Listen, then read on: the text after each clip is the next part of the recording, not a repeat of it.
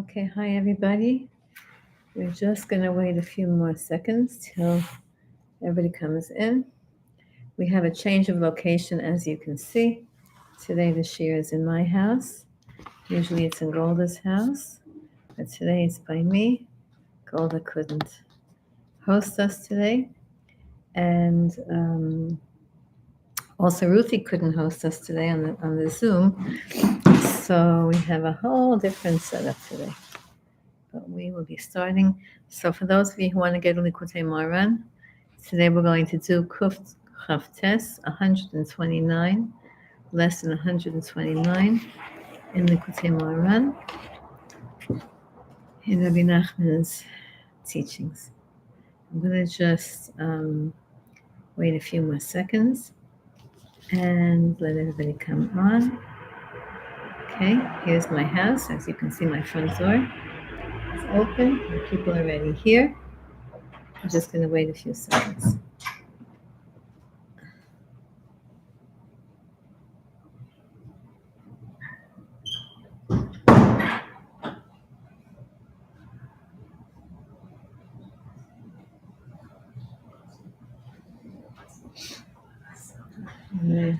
Wow, look how beautiful. Those are real. Those are real plastic. Oh, they are plastic. They're real, but they're Yeah. really plastic. Yeah. Oh, wait a minute. Can't see you. So you could move it over. Is it okay? Yeah, you could, move it over so It won't We'll disturb other people. No. Move it all the way till the end. I love that particular quality. It's like now the Isn't it only one I beautiful? use. It's the only one that I use now. Well, unless when I'm out of the house. Because, even though I read it many times, there are a lot of times I'll be like in the middle and I'm like, oh, what is this? What's the point here? Right. He did such a good job. I told him that he has to do it on. I told him that he has to do it on the hotel, and he said, "Oh, he didn't like that I said that." He said I should do it. Whatever it's important to know what you're saying, and the way that he did a very good job. I'm with you on what you said. A lot of times I'm reading Tehillim and I'm like, do I have time to go get my English Tehillim that has the also Midrashim on it? Yeah. I don't have like in Golda's house, everybody has the Likutei Moharan. I don't have to give out to you, but what you could do is, let's see, you want one? I have one over there. I wouldn't mind having one if it's not too much trouble. Fall in the car. I'll be careful. It has all your notes. Yeah. It has notes and has stuff in it. We did this one already, but I feel so important that we should do it again. Thank you. So Peter's on the way, and so I need some water. Take some water now. Okay, so I'm going to start because the stream is on. Oh, the live stream is on. Yeah. So it's okay. So I just want to also say that today, can you do it?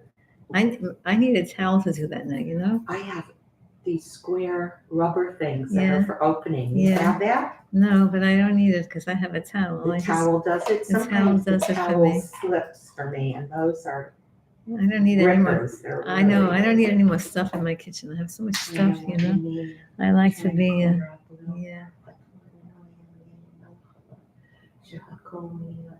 Amen. Okay. Hi, Malki. Is that you that's on?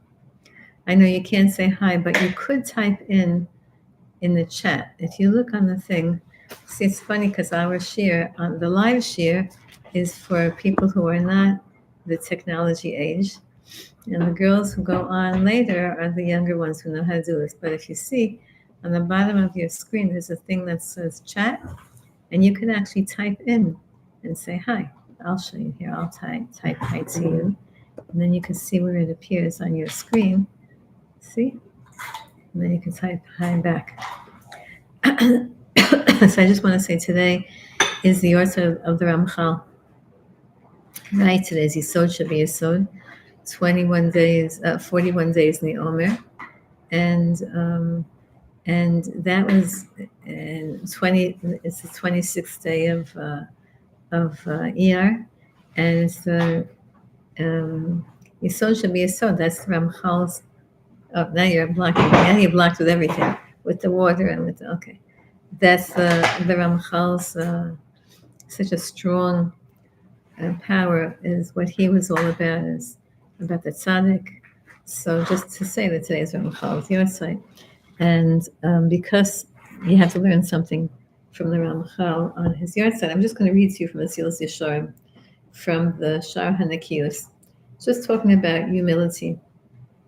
Just to say, because the tzaddikim say that when you on the yard side of a person, the main thing isn't to go to the Tzion, even though people go, and I would love to go up to the north, you know. Yeah, we could go up to the north. Jesse went yesterday with a bunch of ladies, right? Did you go yesterday? Anyway, I'd like to go to the north, but if we can't go to the north, Rabbi Akiva and the Ramchal, we'll learn a little bit of the teaching, and that is, it says in Mishlei, To'avat Hashem kol gevalev. Hashem doesn't like, Hashem hates all people who are arrogant and vain. ומכולם צריך שינקה הרוצה במידת הנקיות וידע ויבין כי אין הגאווה אלא עיוורון ממש.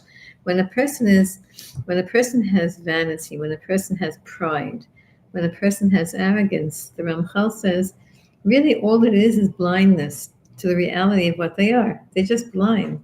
Asher ein sechel hadam ro'eh chesronotav u'makir b'chituto, because a person just doesn't pay attention to their chesronos. Right? A person thinks, in the moment that we're feeling arrogant, the person just doesn't feel the reality of the situation. The reality is there's just so much that we're missing. There's just so much that we're not. There's just so much that we're, that we're imperfect. So it's just a matter of a lack of reality. That's what the Ramchal says, and I think that's a great way to define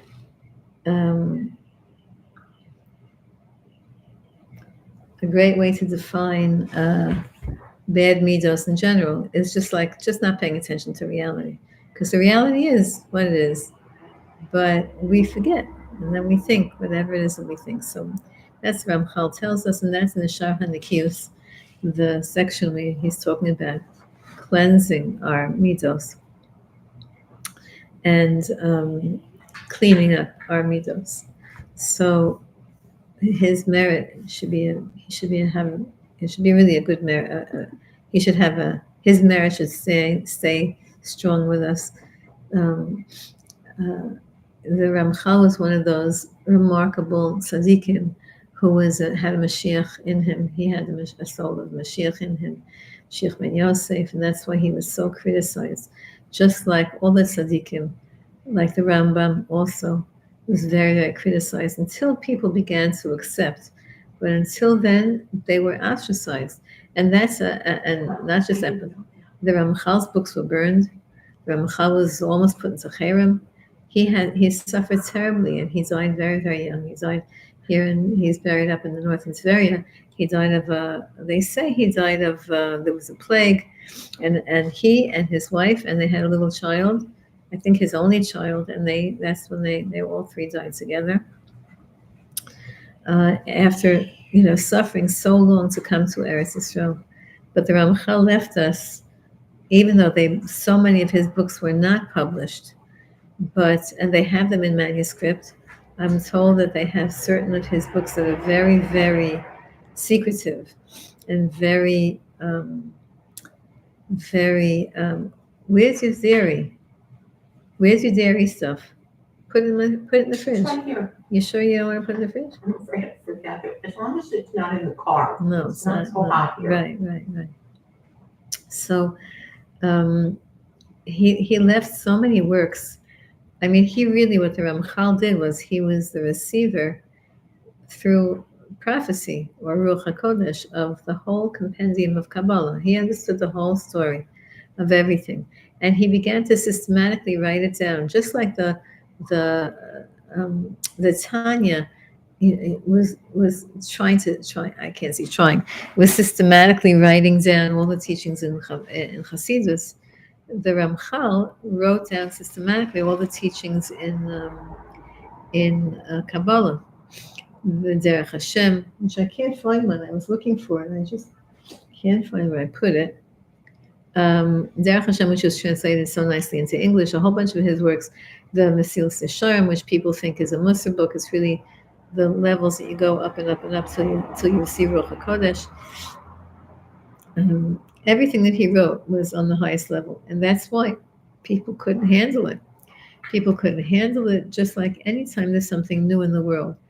Until it's accepted in the world, people can't handle it, right? And that's good. There's a certain level that's good, because we have to be very careful. We have a Mesorah that can't ever be touched. It can never be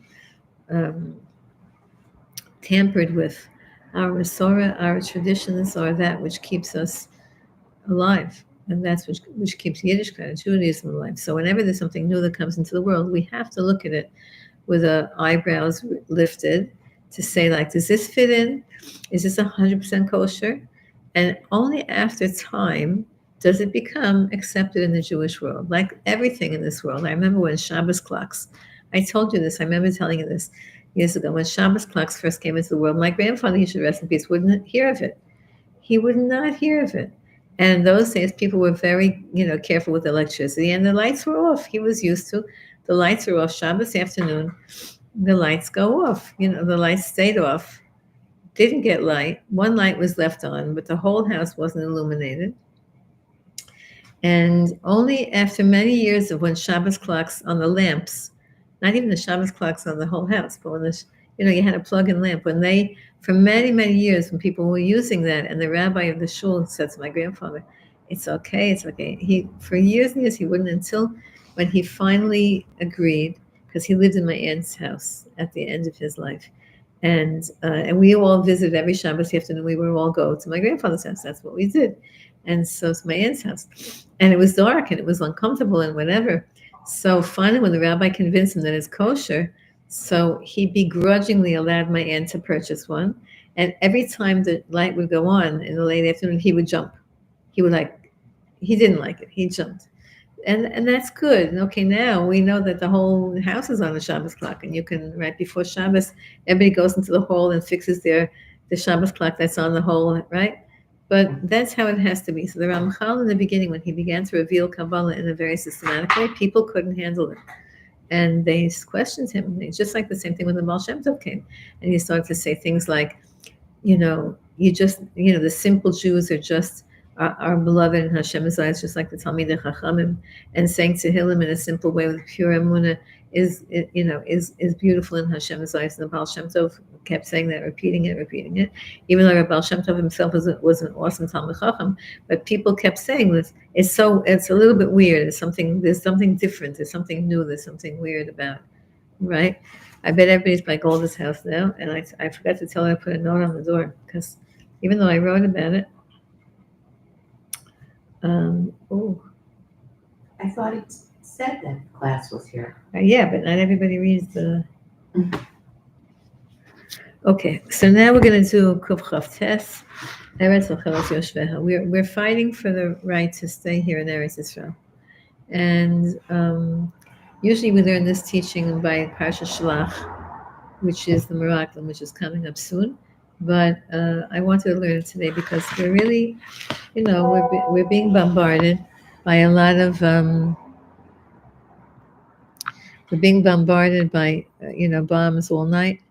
And in the north is evacuated. I can't imagine how how they did that. Like, could you imagine leaving your house? You haven't been at home for 6 months, 8 months, and with no compensation, with no end in sight, in the south, with losses.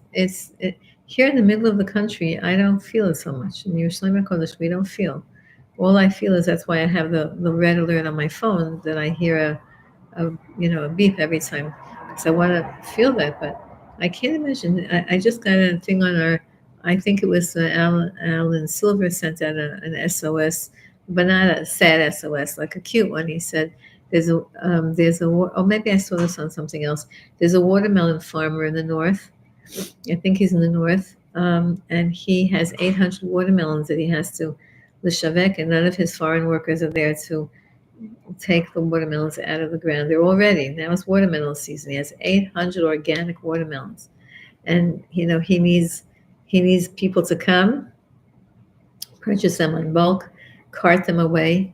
Because he doesn't have the foreign workers to do that for him, and it's in the north, which means you have to dodge. You have to dodge bullets, and to save his parnasa. So let's learn about Eretz Yisrael. First, we have to learn about Eretz Yisrael in terms of the connection to Emunah and connection to a tzaddik.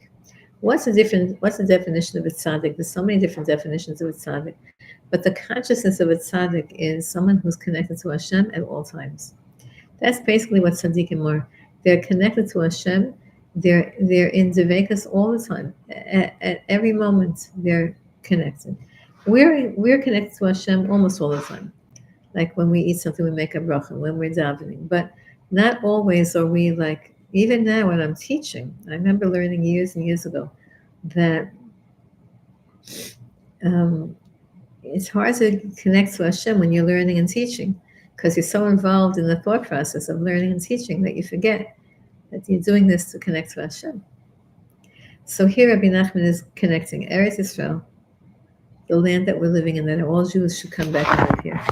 Even though you think it's dangerous, it's the best place to live. It's the only place for a Jew to live. I think Hashem is making that clear to the whole world that this is the place to live. And Emunah, which is just always in the place of Hashem is good, Hashem is doing everything, Hashem loves me, everything is for the best, Hashem is in doing every single thing. There's nothing that I'm doing. And that's tzaddik, because the tzaddik has that mindset. Kishimukarav, not tzaddik, when a person's close to a tzaddik. Now remember, we learned also that we're right now close to a tzaddik, because we're learning with tzaddik's words. And when you learn from a sefer, then you're close to a tzaddik. When you're learning from the sefer of a tzaddik, you're attaching yourself, your mind, and your being to a tzaddik. So now we're attaching our mind and our being to Rabbi Nachman. So Kishimukarav, and the Yenuka says Rabbi Nachman was the highest. Just like, you should know, people keep saying to me, you're so connected to the Yenuka, but what about Breslov? But the Yenuka is Breslov. He's everything, but he said Rabbi Nachman was the highest. Kishimukarav tzaddik, when a person is connected to a tzaddik, Rabbi Nachman or to all the tzaddikim, af she'eino mekabel mimenu klal, hu gam ken tov me'od. Even if the person doesn't, let's say, think that they're receiving anything. Let's say a person decides that they're a Lubavitcher nowadays, but the Lubavitcher is not alive anymore. So what can he receive? He can't get dollars, he can't get a bracha. But even if, and Rabbi Nachman said this about himself, because he knew that he was not going to leave a successor. He said that there's nothing till Mashiach comes, there's no successor for him. But even if you're connected to a tzaddik, even if you don't think you're receiving anything from him, and even if when you learn his words, you're not so inspired, let's say you want to be connected, but it's hard, you're not feeling it. It doesn't matter. Hugam ken tov mo. It's just the connection that you make, that you choose to make a connection to a tzaddik, that you say, I believe in the tzaddikim. The whole Torah, the whole observance of the Torah is only based on emunas tzaddikim, emunas chachamim. If we didn't have emunas chachamim, if we didn't have belief in our tzaddikim and our chachamim, we would not know how to make a mezuzah. We wouldn't know how to kasher meat. We wouldn't know anything about how to keep halacha. The hamuna levada shlamim. Come in. Oh my. Whoa. So I was thinking, what are you doing here? I thought you were going away. It was canceled. That's so funny. Could I use your refrigerator? Absolutely. Put stuff in my refrigerator. Sorry that the refrigerator is not Mr. so much. Sorry that she has a doctor's appointment. She already called. You told me this yesterday. Take right away your tikkun klali. It's in back of you on the you go. See in back of you. Take a tikkun klali. Okay. Which lesson? Kuf Chaftet. Didn't get bigger. It's the same exact one. Kuf Chaftet. Today's a Ramchal's yahrzeit. That's the part that you missed. Please take a drink and take watermelon and take all the snacks on the table. If you believe in the tzaddik, if you believe, and we learned this already, but we have to review it because it's Eretz Yisrael. Emunah in the tzaddik, kuf chavtes. Emunah, can you share with her? That way you can. Yeah, thanks. Sorry, I only have one extra copy, and Vera has it, so you're gonna learn together. You guys, you okay? Golden, you're right. Yeah, It's just hot from your house to my house, right? I'm not hot anymore. I'm now that I'm a senior citizen, I'm always cold, so this is a wonderful weather for me. In other words, when you became a senior citizen, you told your body, now I'm a I'm just citizen. feeling, I'm just feeling it. I'm justifying my age now. Like my mother was always cold when she got older. I reached that age. Okay. You take. No, I live here. I can take one. You just take one. Amen. You should have written a note on your door about this year because nobody looks at it. Amen. Nobody looks at. Oh, there's 4 people on. I just can't tell who they are. Well, no one came to this except for Anna. Yes. You're not on our list? Now I feel big. Okay, so a belief in the tzaddik is good and it helps you. Amen. Now, Rabbi Nachman is going to tell us something totally different. We learned this already, but we're going to learn it again. And it's always good to talk about eating, right, for women. So Rabbi Nachman says, just connecting to a tzaddik and saying, I'm a halachic Jew. Even a person who doesn't even know the tzaddikim. Let's say a person's in the world of Hasidus, you have a tzaddik. In the world of Litvish, you have a Rosh Hashiva, or you have a Gadol Hador, and you connect to them. And let's say you don't have yet any of that, but you're a Torah observant Jew. How did you know how to make a bracha? It doesn't say in the Chumash how to make a bracha. But Chazal wrote how to make a bracha. So everything that we do in our daily of how we serve Hashem, everything that we do is al pi Chazal. There's no mitzvah that we do. There's almost no mitzvah that we do it just based on Torah sources alone, because you need explanation. You need an understanding. What does it mean? What does that mean? Respect your parents. Does it mean you have to bow down to them? What does it mean? So Chazal explained to us. Moshe Rabbeinu taught it to Chazal. Chazal taught it to us, and because we believe in Chazal, because we believe in the rabbis, that's how we have our tradition. So that's what gets us. That's what keeps us functioning as a nation.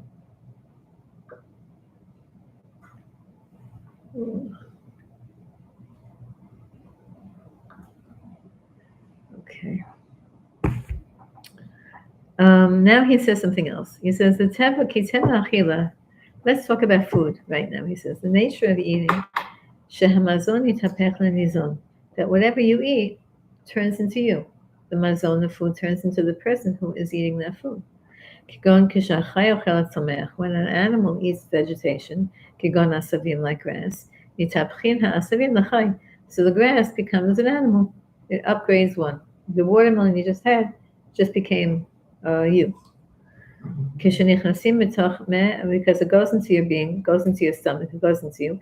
And Rabbi Nachman didn't, and he didn't start talking about that it goes into the blood, the nutrients, etc. But we know how it goes. So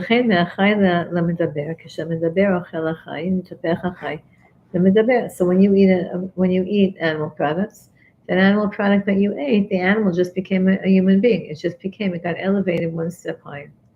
So let's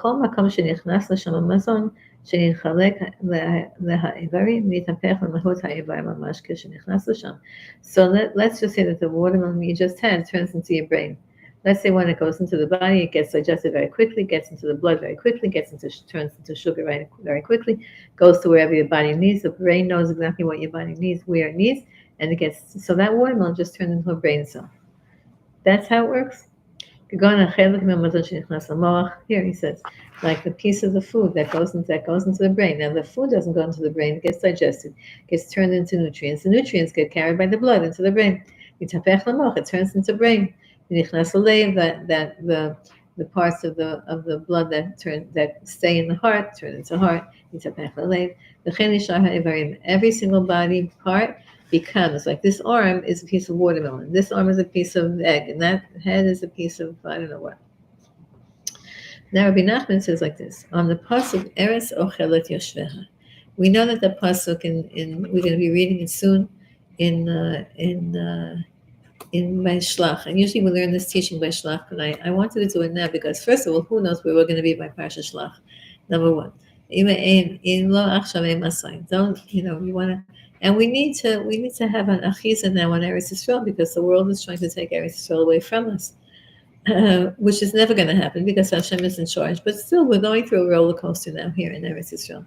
Okay, now Rabbi Nachman says, what it means, Eretz Ocheles Yoshveha. You know, the spies said about Eretz Yisrael, the spies said, this land is so tough that the land devours its inhabitants. That sounded like a negative kind of a statement. It destroys, it devours you, it eats you up, it destroys you, it digests you, right? It's like quicksand. The quicksand, you sink into the quicksand and you become the part of the quicksand. You get drowned in it. And the spies meant it in a negative way. Rabbi Nachman is flipping it over into a positive way. Ki eretz hu lashon emunah. Now he says like this. This is a typical Rabbi Nachman, how he does this all the time, and he's trying to teach us to think deeply. Rabbi Nachman is teaching us when he always takes words and brings them into a different context. What he's teaching us is don't think pshat only. Think deeply. Whenever you see a word, see what else is that word connected to. What other pasuk have I seen that in? What other contexts could it be? Ki eretz u'bichinas emunah. Rabbi Nachman says now that eretz, the word land, the land of Israel, is also connected to the concept of believing in Hashem and faith. The land of Israel is connected to faith. Now we who live here know, we're privileged to live here. We know that you need a lot of faith to be able to live here because the money is a little bit funny and the economy and there's wars and you don't always have what you want to have. I remember reading someplace one of these nutrition things that people send me. You should try to eat an avocado every single day. So I said, well, that's a good thing, but we don't get avocados the whole year long. Right? In America, you get avocados all year long. But here we get them when there's a season. Try and eat grapes every single day. You get grapes from maybe they'll last until, I don't think they usually last until Yom Kippur because usually you want them before. They last until Tisha B'Av because they're now grapes. They last until Tisha B'Av. I see my downstairs neighbor's growing grapes. She has a grape vineyard. When you go into the house, you'll see it. It's a vine that covers just not much underneath me. When you go out the building, look to your right. You'll see she has a gorgeous grapevine, and I see them every day. I watch how they get bigger and bigger. They start out looking like little pea pods, like little green, light green pea pods, like in a little pod. The peas look like, but smaller and not round, but how do you say that other shape? Oval, yeah. And every day I'm watching them every day. They get bigger, and I don't think she waters them. Maybe she does. So these grapes are not going to be ready for another, I don't know, maybe a month, because that's when the grapes come out. Now that I'm getting grapes, I don't know, those are cultivated grapes, maybe from the north, I don't know, but the grapes they last before Tisha B'Av and not be usually till Yom Kippur because you like to eat grapes before fasting. But the word eretz is connected to emunah. How does it say? Shchan eretz urei emunah. It says, live in the land and eat emunah. The word urei, like a ro'et son. A ro'et son is a shepherd who nourishes and guides us. So live in the land and eat up emunah. So the word eretz and the word emunah is connected. So therefore, Rabbi Nachman says, eretz is emunah. Eretz Yisrael is emunah. Zehu Ocheles Yoshveha. So what does it mean? The land eats its inhabitants. Ki kashenichnas la'aretz, when you come into Eretz Yisrael, she b'chinas emunah, which is meaning when you come into emunah, because he wasn't talking about coming into the land physically, because he was in Ukraine. When you're eating emunah, when you come into the concept of emunah, nechal etzla, you eat it. Hainu shenitapech l'mahotah, you make it part of you. You eat emunah. What does it mean to eat emunah? What does it mean to enter into the land of Israel according to this mashal? according to this way of explaining, is not talking about entering to the land, even though in a second he'll talk about, yes, entering the land. But it means entering into Emunah. When I decide in my life, I am now going to be a Balas Emunah. It's just a decision. It's not like it's a decision. I choose right now to be a Balas Emunah.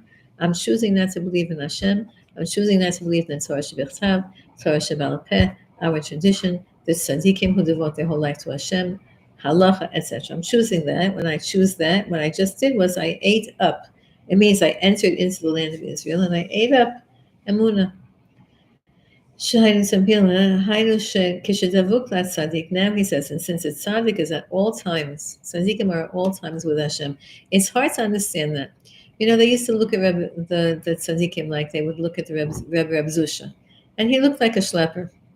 They looked at his brother Rebbe Elimelech was tall and big, and they said, "Oh, he's like a melech." You look at tzaddikim; they look like regular people. They have 2 arms, they have 2 feet, 2 legs. They eat, they sleep, they talk. The Rebbe Levi Yisrael from Medishiv, he used to always talk in riddles, like he would say, who's that? He would say words. He would be talking to people, but really he was talking to Hashem. Like he once said to his daughter, "Is there enough milk in the oatmeal in the shul?" He went into the kitchen. She was preparing breakfast for him and for the congregation, and he said to her, "Did you put enough milk in the oatmeal?" So she said, and he was in the middle of davening. He said it a few times because he was really davening. There was a woman down the block who had just given birth, and she was very poor, and she didn't have enough milk to give her baby. And he was down by saying, put more milk into the oatmeal. He was saying to Hashem, give this woman more milk. So people thought that he's a regular person, like makpid on having milky oatmeal. He wasn't at all thinking about that. He was not at all like that. So, and I see with the tzaddikim that we see here, they talk, they look like regular people, but they're not. And you wonder, like, what is that? We feel confused by them, because we like the story of Reb Chaim Kanievsky Zatzal, and how he needed to know what that sheretz looked like, and he asked Hashem, look, I don't exactly know. I'm learning about this. What was it, a grasshopper?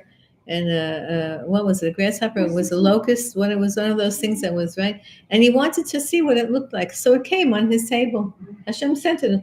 Like, he needed to see, does it have 4 legs? Does it have the legs cracked? Because he was learning about it and he wanted to have it clear. So Hashem sent him a grasshopper just there. It just landed on his computer, not on his computer, on his sefer. It landed on his sefer, and he looked at it, and he looked, and he looked, and he looked, and he got it, he wrote it, and then it ran away, and that was the end of that. Like, how did tzaddikim do things like that? That's because they're with Emunah all the time. That's because the Emunah, they've eaten it to the point where it became part of them. So when we attach ourselves to a tzaddik, is it too hot? Should I make the air conditioner colder? Are you hot? Are you good? Is it good? You're good? Okay, you're in the good spot because it's blowing right from there. You have to know what spot this is.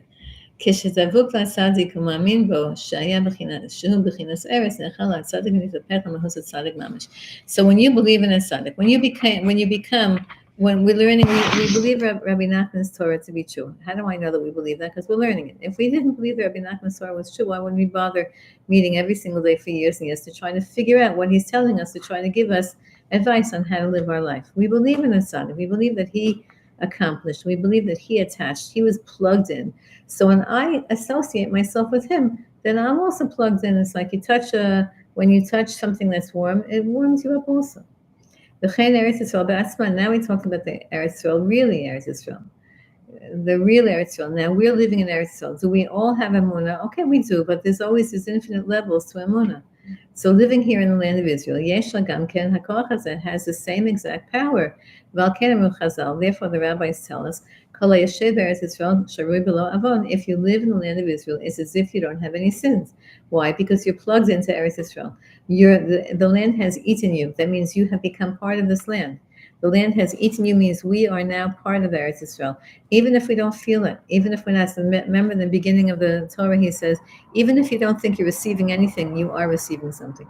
Even if you don't think that you're anything in the land of Israel, unless you're fighting against it. If you're fighting against it, like the Erev Rav, if you're fighting against it and you mamish don't want, to be connected to God and to be connected to holy things and to be connected to your traditions and to be connected to the Torah. If you don't want it, if you're fighting against it, it's not going to help you to live in the land of Israel. But if you're ambivalent, if you're parav, if you're a regular good Jew here, Masoret, see how they call it, whatever they call them, ani ma'amin, they'll put their hand on their head, right? Ani ma'amin, right? That's how you have, because they're not wearing a yarmulke, but they'll right away. A woman also will put her hand, or she'll cover up. Of course, I'm a mamin. These are people who are not fighting emunah. They just never, they didn't have the right kind of education, whatever. But they believe. So Eretz Yisrael has the power to absorb us. Kol below avon says in Gemara, Shenemar, Ha'ama yoshev ba nasu avon. The land, the people who live here, if Yeshaya says, their sins have been as if it's lifted off of them. Wait, I didn't catch that. Ha'ama yoshev ba nesu avon. Nesu means it's been lifted off of them, like linsoa, right? It's been their sins have been taken off of them. You live here, you get a freebie. Now, listen, it's not so easy to live here, right? We all live here. We love it living here. I can't, we're used to living here. We're happy to live here. But in the beginning, everybody has to remember in the beginning, the first year when you first came, it was not so easy. I don't think it was easy for anybody the first year. If you were born here, you have a big schus. People who in the neshamas were born in Eretz Yisrael have a very big merit. Their neshamas were brought here into the land. They were brought into the physical world in Eretz Yisrael. They have special merit. And those of you who birthed children here, special merit. But everybody else who came, we had a fight. It's like we had to be converts. We had a fight to come here, and the beginning wasn't easy. Where's the tuna fish? Where's the mayonnaise? Where's the ketchup? Those are the three things, and the American cheese. Those are the four things I used to get imported. What? Peanut butter. I didn't eat peanut butter. This is going back 40 years. When I first came, the first time, you had to have those things. Food, right? What? The tuna is cat food here. Yeah. That's why now I like it better than white. Yeah, it's funny. Kihi eretz ochelas yoshen. Now, why is it that when you live here, it's as if you have no sins? That's a big thing for, all the Aliyah people have to put this on there. Instead of living the dream, they have to put sins erased. Empty, Kihi eretz ochelas yoshen. Shayoshev sham nechales lavi etapech l'mahatzal hakadosh. So when you live here, you're transformed into Eretz Yisrael. You become a piece of Emunah. You become a piece of Eretz Yisrael. This is what Rebbe Nachman said when he came here. Even if you're just walking 4 amos Eretz Yisrael, muftach lo shel ben olam haba, like Chazal say. Now, how many daled amos? How many 4 steps have we taken there in Eretz Yisrael? Thousands and millions and trillions, right? Whenever you keep walking all over, you can walk in your house. Arba amos, back and forth. If a person's in a bad mood and they want to pick themselves up into a better mood, just walk around and say, I'm being kona olam haba. I'm acquiring olam haba. I'm acquiring olam haba. And so. Does that count being in a car? It counts being in a car. It counts being in an airplane. It counts being in a train. Mitalech, right? It doesn't say walking. It doesn't say al haraglaim. It says you're mistoveving in Eretz Yisrael. So anyway, it makes us happy, but we forget about it. That's the whole thing about Emunah. The thing about Emunah is that when we keep Emunah in the front of our mind, it makes us happy. But it goes to the back of our mind. We all have Emunah, but we forget that we have Emunah. I forgot which of the tzaddikim used to scream out, believe that you believe. You have to believe that you believe. You have to have Emunah that you have Emunah. Think about that you have Emunah. Like we don't think about that, but we do. We have Emunah. And that should make us very, very happy because everything else here is very temporary. If you say that, so now you were talking, Gold, about your becoming a senior citizen. So when you talk to young kids about Suchana, you're still in the category of young kids, but you're a wise, very old soul. I think the first time I ever met you, I said, "Whoa, where did you come from?" You're a very wise soul. Young kids, you tell them this world is temporary and it's short and it's meaningless, but they don't get it. They say, "Well, come on, I want everything. I want everything." Yesterday I was talking to a girl and she's telling me how she's won. Now it's a new thing called manifest. What's the matter? You cold? No.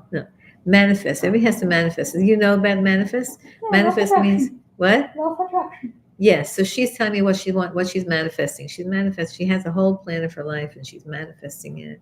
And she's like, Okay, and she's mad at what she told me her whole, like, all of her dreams, and it's all Olam Haza kind of stuff.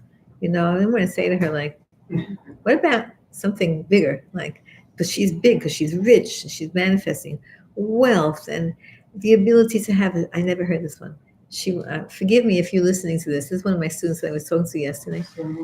Oh, Yehuda, you're so funny, Yehuda. Thank you. She's not too hot. She just wrote a note to us. I forgot where you are, but she's in Beit Shemesh. Okay, so you're hot. She's hot. Okay, you're hot.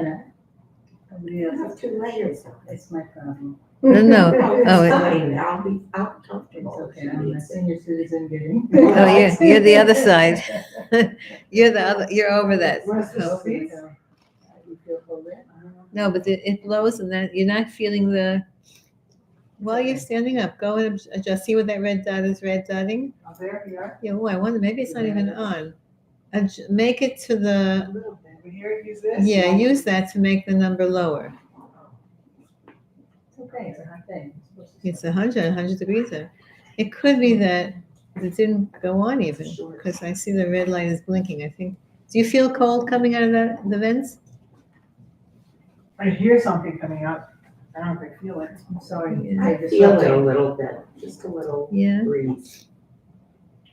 Okay. I'm not sure how it works exactly, but I think that the red light's supposed to stop blinking. And it's still blinking.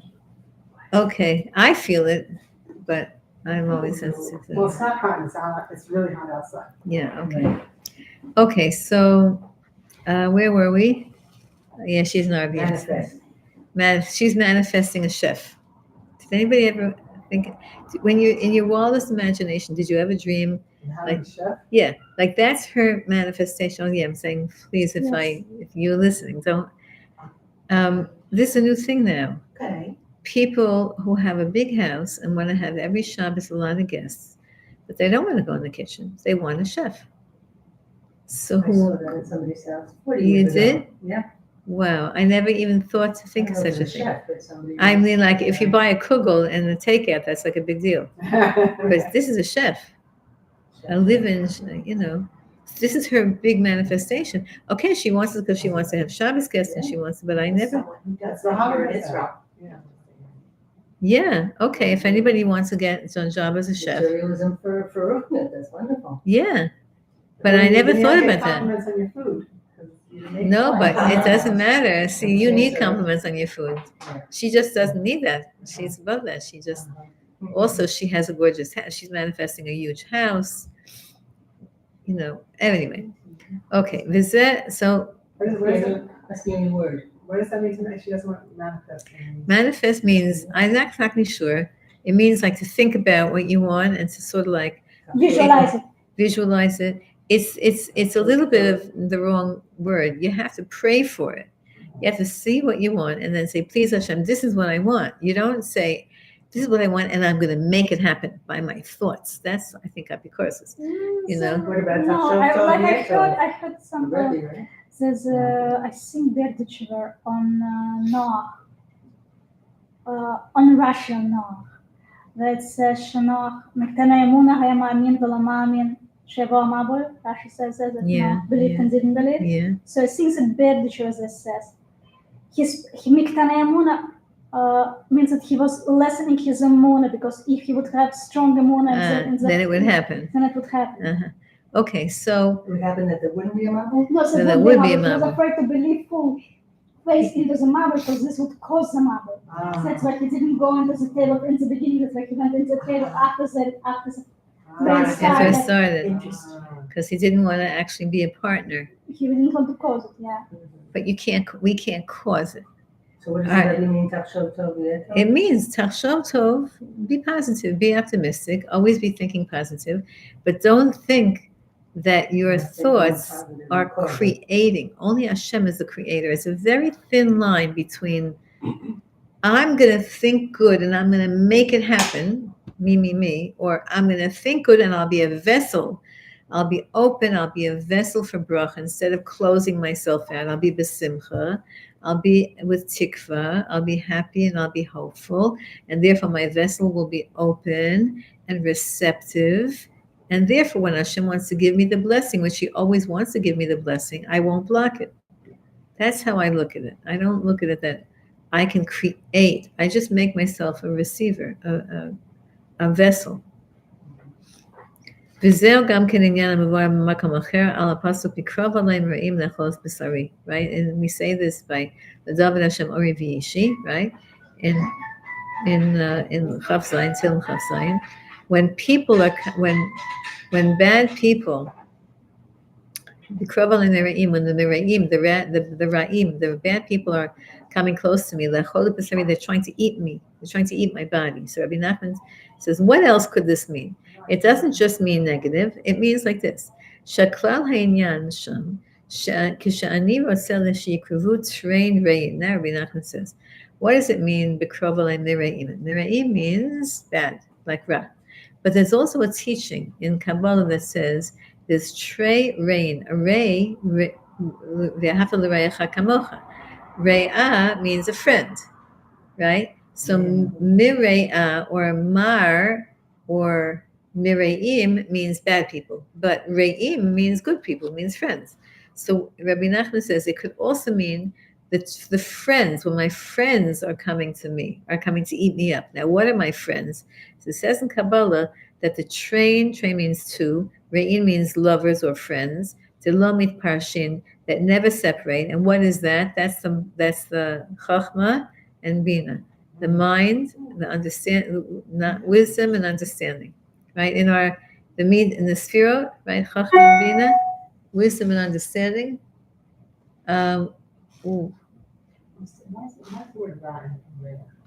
Isn't it interesting? It's a good question how they're connected because all ra can be transformed with a good reya. You have a good friend, you think something bad, there's no ra, nothing bad is happening to a person. So you think something bad is happening to you, you call up your good friend, and she'll tell you how it's not bad. Okay. A reya, v'ahavta l're'echa kamocha, a reish ayin can turn the ra into good, right? Also, reish ayin reversed is ayin reish, which means to be awake, right? So a good friend wakes you up and helps you out. So here he says like this: "Ani tzarich la'achol b'sari, haynu la'achniya ha'chomer." So when it says here like this, "Bikrov alay mireim," when the two good friends called Chachma and Bina want to come close to me, le'achol b'sari, they have to eat up my basar. We're so popular today. Usually I'm the one that gets all the phone calls. Now it's you guys. Le'achol b'sari, they have to eat up my physicality. That means they have to help me to minimize my physicality. If I want my mind, my moach, my chachma and bina to rule over me, then I have to eat up my basar. I have to lower my... Maria Geshem. Right, exactly. Maria Geshem, right? Mashiva Ruach, you want Ruchnias, Maria Geshem. Pull down the Gashmias. And it doesn't mean you shouldn't enjoy it. It means that you should be in charge, that the brain is in charge of the body. לאכול את בשרי, לאכול דווקא, דייקה, שצריך שהנפש תאכל הבשר. The soul, the chachma and the bina, now he's interchanging them with the soul, the spirituality, should eat the basar, שתתהפך למהותה, that the basar, the physicality of the person, should turn into ruchnius. Right? If the soul eats the flesh, it means that the flesh just now became soulful, it became spiritual. That's what we're trying to do with Zeu Ichlu Re'um. That's what it means, Ichlu Re'im v'Shichru Dodim and Shir Hashirim. When the Ichlu Re'im means the lovers should eat together. What does it mean? It means they should eat up the physicality and turn physicality into spirituality. So now, why do people suffer so much about food and about physicality? We're the richest we ever were. And yet, if you look at pictures from a long time ago, I look at pictures of my mother's generation. They were all plump, and it was during the Depression and during the after World War II. But they were plump. I don't exactly know. The other day, and if you look at us in the majority, we are the richest generation ever were, And so everybody's obsessing about being skinny. Everybody here, whatever size you are now, is probably skinny compared to. No, you happy with how you I'm are? saying the No, younger but I generation. don't want to be skinny. No, but the younger generation. I'm not obsessed with being skinny. Okay, but you're aware you would like to lose weight. Every I speak to says, "I'd like to take off 5 pounds." Right? Everyone wants to take off 5 pounds, right? Why? Square. What? 5 square. Okay, whatever it is, it's because why is it that we're so in that? Because the first sin was of the body, so therefore the last sixing has to be of the body. It has to be an awareness of the body and that the mind should be sholet over the body. Listen, I really want someone to teach me how to do this. I know people who sleep very little. Since I'm a little girl, I always need 8 hours sleep. That's my body. Since I'm a little girl, my parents were not. It's not like they said, "Okay, you have to go to 8 hours." I know. I used to conk out at 9 o'clock when I was in high school. 9 o'clock, I was out because I had to get up very early in the morning to get to the bus to get to school, whatever. And all my friends were like partying, meaning they were on the phone, and they didn't have real parties, but they were talking on the phone back and forth. And in those days, you didn't have 10 people on the phone. You didn't have WhatsApp. You had to hang up the phone, call the next person, hang up that phone, call the next person. So they were always hanging up the phone call, and I was sleeping. And everybody knew you can't talk to me after 9. And my whole life I was like that. And now I thought at a certain point, okay, now you get older, you need less sleep. Doesn't work like that with me. I still need sleep. And on Shabbos, it bothers me that I don't want to sleep so much on Shabbos, but it's so easy to fall asleep on Shabbos. You eat much more. And when I go away for Shabbos, which I go, as you know, often, so it's hard for me to keep my eyes open. And I don't want to, there's no sleeping then when you go, there's davening by the naces, staying up all night until you start the meal, until you finish davening. No, there's no sleeping, and it's hard for me. And I would like to learn. I would like my brain to say to my body, "You don't need to sleep. You're fine. You're good. You're fine. You'll sleep on Tuesday. You have a day off on Tuesday. You'll catch up on Tuesday." I would like that. That's called the re'im, ichlu re'im, the re'im, the mind eating up the body. Hainu train re'im dulamis parshan. That means these two friends, lovers, the minds, the different parts of your mind that work together. Shehem hamochin hakdoshim, the holy mind. חוכמה, בינה שצריכים שהמוח והדעת הקדוש יאכל את הגוף, דהיינו שהגוף יתהפך למהות הנשמה הקדושה. We said that the physical should turn into something holy. שהוא המוח והדעת כמובן במקום אחר, and this is all Kabbalah talks about this. שהם בחינס אכילה שהמזון יתהפך לניזון כלל. That what you eat turns into what the food turns into into the body. And as it says, now we learned that, we said, you're living in the land of Israel, / you're living in Emunah, then you're eating Emunah. How do you eat Emunah? What does it mean? It means that you became a piece of Emunah. You're eating Emunah. You're the we entered into, we are Emunah. So I'll say this story about my mother. She should be a good debate to everybody. My father passed away, so it was very shocking to everybody.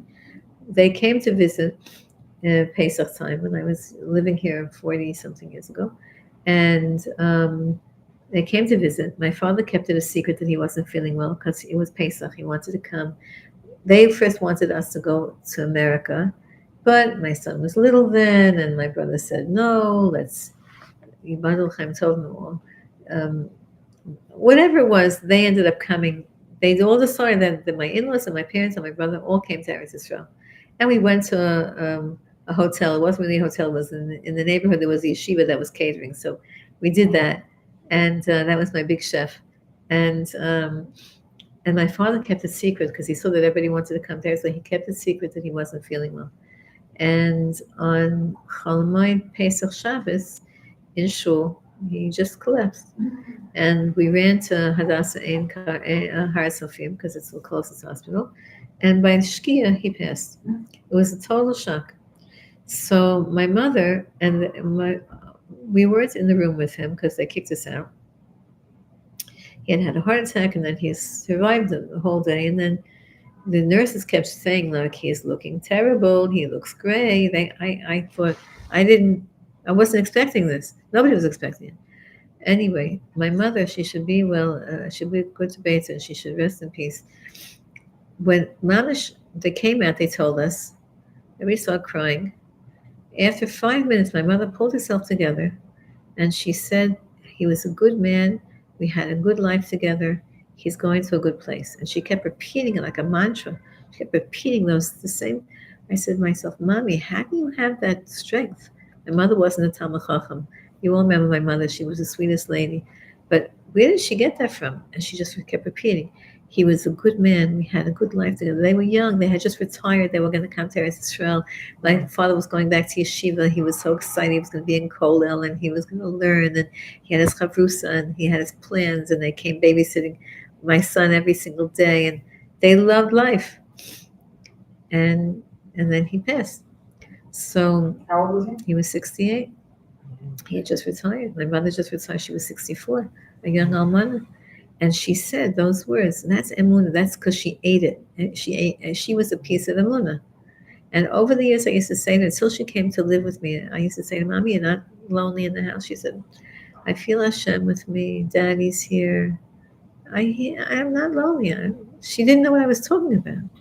It was so interesting. And she was a water sign, my mother. That means that she had a lot of water in her. And water signs tend to have a tendency to become needy and to become people needy and, clingy. And she said, until she was physically not capable, she said, I'm not alone. What do you say I'm alone? That's called, you ingest, you become emunah. Now Rabbi Nachman qualifies this, and he says, this is what we said in the beginning. It depends, though, on what your aim and purpose in life is. What do you really want? Now, our highest level of ratzon is in our keter, and our keter is the highest part of us, and every single Jew has a keter, and the keter says, I want to be a good Jew. I want to be frum, I want to be Torah observant, I want to have emunah, I want to feel Hashem, etc. But then we have that's our highest level of ratzon. But then we have a lower level of ratzon, which is what we think we're in charge of. If you're really, really determined to come close to God and to have a spiritual life and to have a meaningful life and to have a godly life and to have a Jewish education life, but it's hard for you. But you really want to. But it's hard. You still have a body, and sometimes your body is sensitive. Girls now have sensitivity in the summer, and it's hard for them to wear clothes. It's hard for them to get dressed. They have sensory stuff. I know so many girls now. They have sensory issues, and for them, sneeze is the hardest bit. They're good girls, but they can't tolerate once it gets hot. They hate fabric on their skin. They hate it. It's so hard for them. But so they have time, but they want. So how do you overcome that? How do you overcome that you have the physical body is bothering you, but you really want to become a good person? His kavas to a tzaddik. His kavas connection to a tzaddik and to all the tzaddikim. You're touching them, they're touching emunah, you get emunah. You get eaten up by the tzaddik. And this is what Rebbe Nachman is trying to tell us, that he's trying to eat us up. When he says about a little baby, I love to eat you up, right? What does it mean? It means we love you. We want to, right? It doesn't mean I want to eat you up, chas v'shalom, physically. It means I want you to be part of me. I want to be close to you. Rebbe Nachman says, I'll eat you up. I'll take you inside of me. Rebbe Nachman is telling us this. He says, if you want to have emunah tzadikim, so come to me, I'll eat you up. You'll become part of me, says Rebbe Nachman. But if you're not interested, like the Erev Rav is not interested, then you could be the closest to all the tzaddikim in the world. It's not going to help you. I remember, I'm not going to say who, a certain Israeli politician, when I used to live on Kablan Street, and I lived across the street from Rabbi Ovadia Zatzal, and the politicians used to come, especially holidays, they would come always calling my Pesach, calling my Sukkot. And I would see them because I had a perfect view from my window of his window and of the street downstairs. And I saw certain politicians would come And they would take a photo op, they would come with their photographer back of them. When they would take a photo op, they would come visit him. He was the chief rabbi, and was the chief rabbi, and he's Maran, the head of all the Sfardim. It didn't help them. It didn't seem that they did too much tshuva. They had opportunities to speak to everyone of the tzaddikim in this generation. Okay, I hope, and some of them are in the next world already. I hope that Hashem works it out for them. But if you don't want, it's not going to help you how close you are to a tzaddik. Did you ever eat something and you threw up? You ate something. It didn't become part of you. So there are certain people, the tzaddik's willing to eat you, but you don't want to stay in the tzaddik's being, so you go out in the bathroom. You're ejected. If you eat something that your nature, the body is not happy with it, it doesn't get digested, doesn't become part of the body of the person who's eating it. The body spits it out, it vomits it. And this is exactly what happens, because we know the person doesn't want. And it's hard to believe that there be Jews like this. Maybe they'll all do tshuva. But if you don't want to become part of a tzaddik, if you don't want to have a mun, if you don't want to be part of the whole Torah program, so even if you're close to him, the tzaddik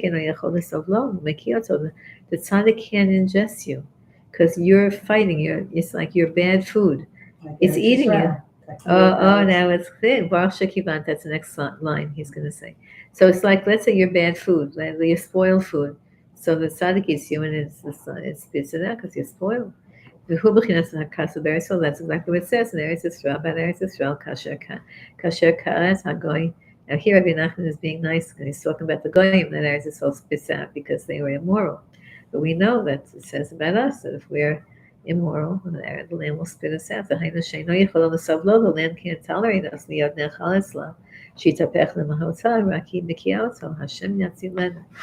should save us from that situation where the land spits us out.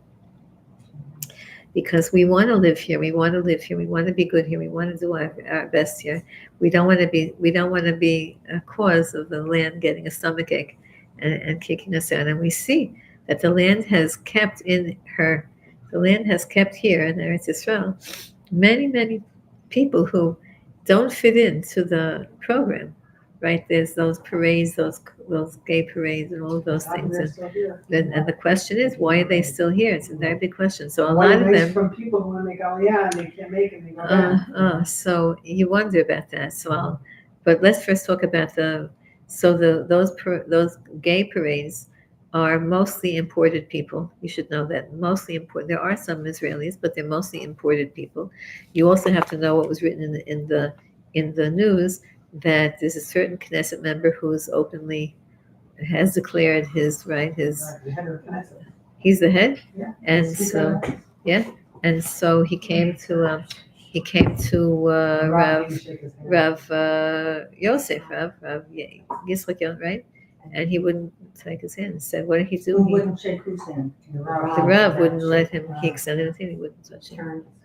He turns his face away. He says certain psukim, whatever. You're not allowed to be a part. You're not allowed to. If a person has a big yetzer hara, okay, so never. But to declare it and to publicize it and to be a public speaker and then to not be ashamed. Well, that's like the Knesset, because it's all too. Okay, so So anyway, The Israeli Day parade was yesterday. I watched it. yeah. It was so beautiful. So I saw my sister-in-law. You saw your sister-in-law? My sister-in-law is Boy. SAR. She works teaching at SAR. Oh yeah. So I have to know her because one of my students is 40,000 people walking down. Not the people watching. Yeah. Every single school and Yeah. I mean, this is My kids always go, but yesterday was a wedding in the family. My daughter-in-law's daughter got married, so they didn't go to the parade, but they always go. And, wear their T-shirt every year. I say, "What color are you?" Yeah, It's like, the colors. And what it's interesting because it's online on our Rebbe. Describe every single school. Yes. That's What their goals, what their Yeah. grades, how yeah. many kids. Yeah. Right. So they all want to come here. Rabbi Kessin, I'm sure you've heard his latest classes. Now Rabbi Shimon Kessin, for 2 weeks in a row, spoke about current events. Just saw that this You have to listen to it. It's really, really mind-blowing. It's very mind-blowing. Also, Rabbi Mendel Kessin was, right? What are you talking about? Oh, you don't know? The No, I Kessins? don't know. Oh, yeah. You must be new. There's a whole new world. I think Yeah, this there's is- 2 brothers. They're identical twins. They're in their Oh. maybe they're in their 70s, and they're experts in the Ramchal, and they have been teaching Torah for many, many decades. They're geniuses. Both of them are geniuses, and they're both mechadesh. The thing with them is that they don't say over like they don't read what I just did. They're mechadesh. Everything they say is their own.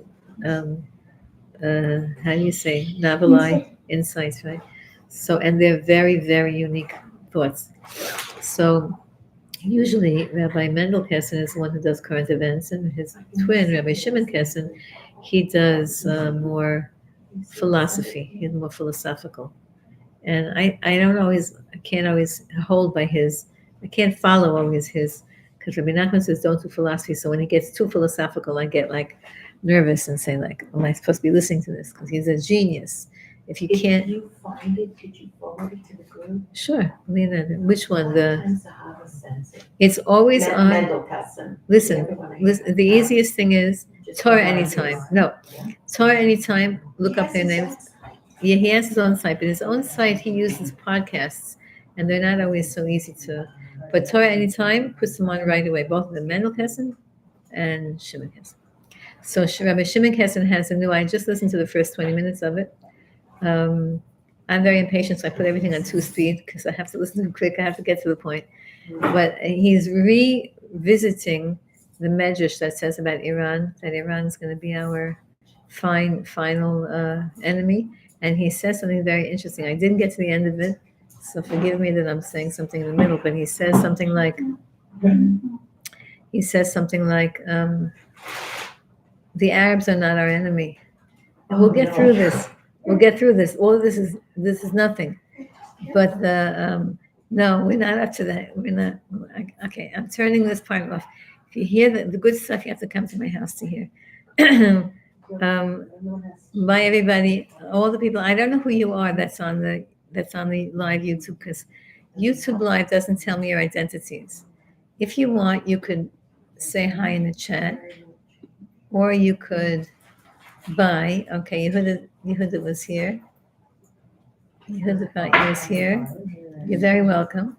People don't know how to talk on the chat, because soon I'm going to turn it off. So all the people, Chana, we miss you, Chana. Who's Chana Feinstein? I don't know who that is. Sorry, I shouldn't have said that online. But okay. Hi, Chana. Bye.